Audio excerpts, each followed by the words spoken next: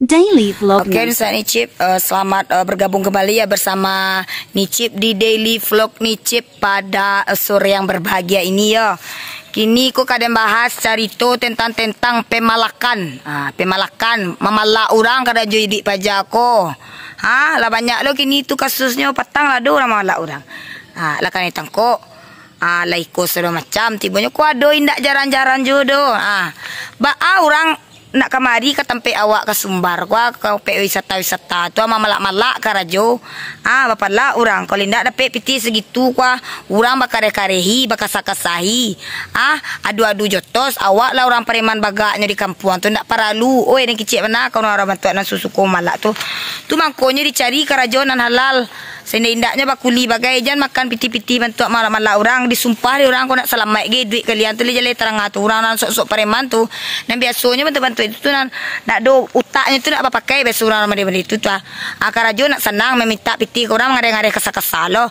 Beko kalau ada itu yang kecil mana orang pai ke kampung awak wisata ke tempat awak kuah boleh untuk mapo malapeh anak apa ne malapehkan istilahnya malapeh-lapehkan isi hatinya yang sadang-sadang apo lah tibo kan untuk liburnya atibonya di kampung awak kini gua bapala orang bantu tu malu kamu orang bantu itu tu ini orang bus-bus apa tu oto bus tu tahu lo ini tu alah dolo aponya baso-basinya beko tu jadi nak perlu bakasa-kasa ke orang doli tengah di pangkat turiak tu ndak awak nan paremannya do zaman kini gua nak do nan anamu tu awak nan paremannya awak nan berkuasa nak do gini do disumpah orang gua bakasa-kasa orang meminta piti tu nak do nak keselamai duit kalian bentuk tu terangan tak perlu jam pareman kalian nak kalian caliakan cari piti tu cari halal kau indak sok-sok bagak bapala orang adu-adu jotos bapuan kerah baju orang awak nang karancaknya awak nan pareman awak nan bagaknya nak perlu duit kalian bentuk itu li terangan pangkaturiak nak keselamai duit kalian bentuk tu orang kau libur ke kampung awak made tu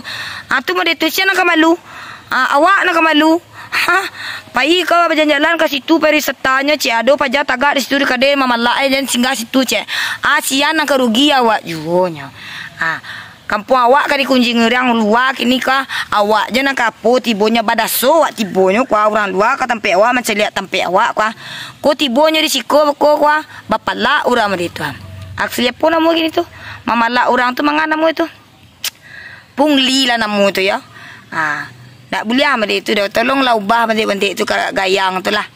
Antah kadang pangan, antah kadang orang malak-malak di tempat pariwisata wah. Nak dia gia kau di sopir bus itu awak nak pilihan bagak awak nak preman mangare-ngare lo. Bentuk orang nak berpendidikan, bentuknya bentuk orang nak sekolah kan tak malu kalian doh. Ibu lah seketik je orang gaik wak. Rangit-rangit kulera lah. Bentuk nak diajar di orang gaik doh. Cari piti itu nan halal. Sebenarnya itu tu halal tu nya piti itu. Bara dia gia orang lah. Taniak di sopir bos orang jalan-jalan tu magia lai taniaknya diterima. Ijan di kata-kataan jadi target-target kan itu memalak namu kalian tu. Sok pareman gadang lo kalian. Aku masuk ke dalam kandang si tumbin tu aku menenangi. Mai ibu-ibu bentuk kucang kanela cuik bentuk muka tu. Diterangkan di pangkat turiak tu orang-orang nama malak-malak tu jangan sok-sok pareman kalian do bala. Pareman kalian kalian cacalian ke orang mencari malu sen. Lama orang datang ke tempat awal alhamdulillah lah syukur.